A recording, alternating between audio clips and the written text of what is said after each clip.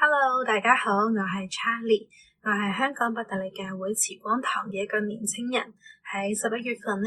報讀咗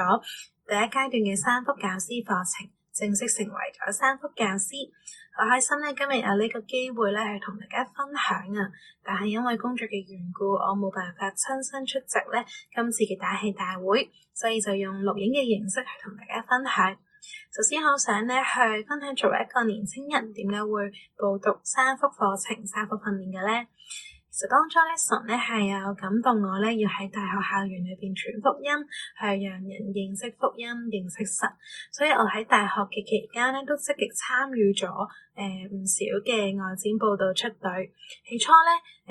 嘅報道嘅形式主要都係以關心為主啦，透過傾談發現對象嘅需要啦，並且分享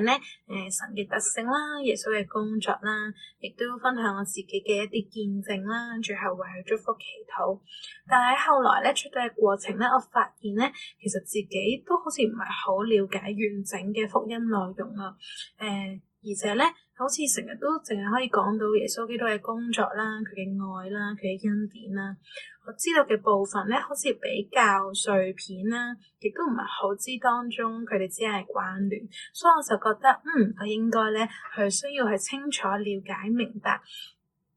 整個嘅福音嘅內容，我先可以去繼續去傳福音。咁後來因為教會嘅一個門訓裝備啦，我就有機會去報讀三福課程。喺學習嘅過程裏邊都真係大開眼界嘅，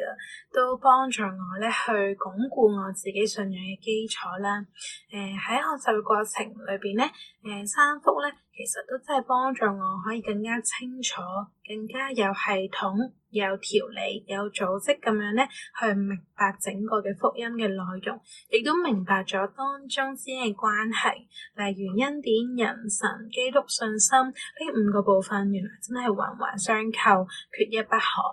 唔單止可以鞏固我自己信仰嘅基礎啦，亦都成為咗我日後出隊嘅好好嘅助手同埋工具啦。而且三福有一個好重要嘅部分就係實習報道出隊啦，呢一個都成為咗一個好好嘅平台，俾我可以去進行友誼報道啦，去同我嘅朋友去帶佢哋認識神啦，認識福音。